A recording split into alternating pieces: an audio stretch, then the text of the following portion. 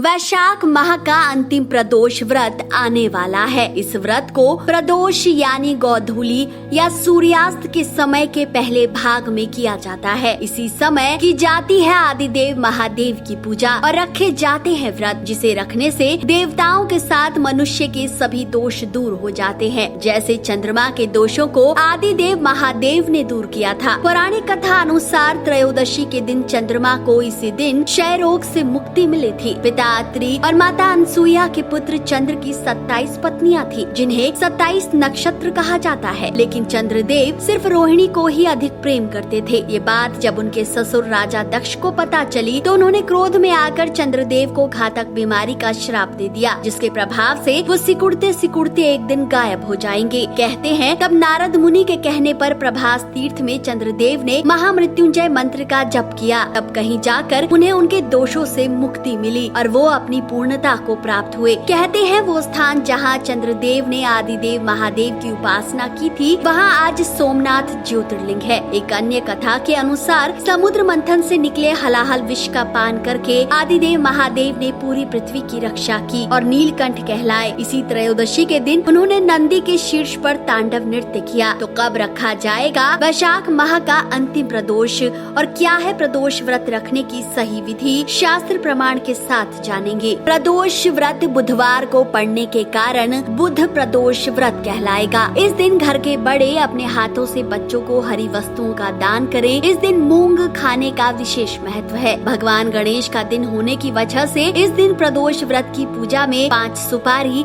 5 इलायची और 5 मोदक, हरी दुर्वा भगवान गणपति को अवश्य अर्पित करें। हिंदू पंचांग के अनुसार वैशाख शुक्ल पक्ष की त्रयोदशी तिथि का प्रारंभ 2 मई 2023 को रात्रि 11:17 पर हो रहा है। इस तिथि का समापन 3 मई 2023 रात्रि 11:49 पर होगा। ऐसे में उदया तिथि के अनुसार यह व्रत 3 मई 2023 बुधवार के दिन रखा जाएगा। पंचांग के अनुसार प्रदोष पूजा मुहूर्त शाम 6:57 से रात्रि 9:06 तक रहेगा। इस दिन 2 अत्यंत शुभ योग, एक सर्वार्थ सिद्धि योग और दूसरा रवि योग का निर्माण हो रहा है। इस दिन सर्वार्थ सिद्धि योग सुबह 5:39 से रात्रि 8:56 तक रहेगा। वहीं रवि योग रात्रि 8:56 से अगले सुबह 5:38 तक रहेगा। मान्यता है इन दोनों शुभ योगों में जो भगवान शिव की उपासना करता है उसके जीवन के सभी दोष दूर हो जाते हैं। तो चलिए बताते हैं कि इस व्रत को रखने की सही विधि क्या है। मित्रों, स्कंद पुराण में प्रदोष व्रत रखने का विधान बताया गया है। प्रदोष व्रत रखने वाले जातक इस व्रत को 24 घंटे उपवास रखकर कर सकते हैं, यानी आपको इस दिन सोना नहीं है। दूसरा तरीका है सूर्योदय से सूर्यास्त तक उपवास रखें और शाम को शिव पूजा करके व्रत का पारण करें। तो कैसे करें बुध प्रदोष व्रत की पूजा? प्रदोष व्रत के दिन साधकों को सुबह जल्दी उठकर स्नान ध्यान के बाद भगवान शिव की उपासना करनी चाहिए। उपासना में देवी पार्वती, गणेश, कार्तिक, नंदी की भी पूजा अवश्य करें। जल से भरे कलश को नारियल और आम के पत्ते से स्थापित करें और दुर्वा घास से ढक दे। दीपक अवश्य जलाए। साथ ही शिव के पंचाक्षरी मंत्र नमः शिवाय मंत्र का जप करें, या चाहे तो चंद्रदेव की तरह 108 बार मृत्युंजय मंत्र का जप करें। शिव का गायत्री मंत्र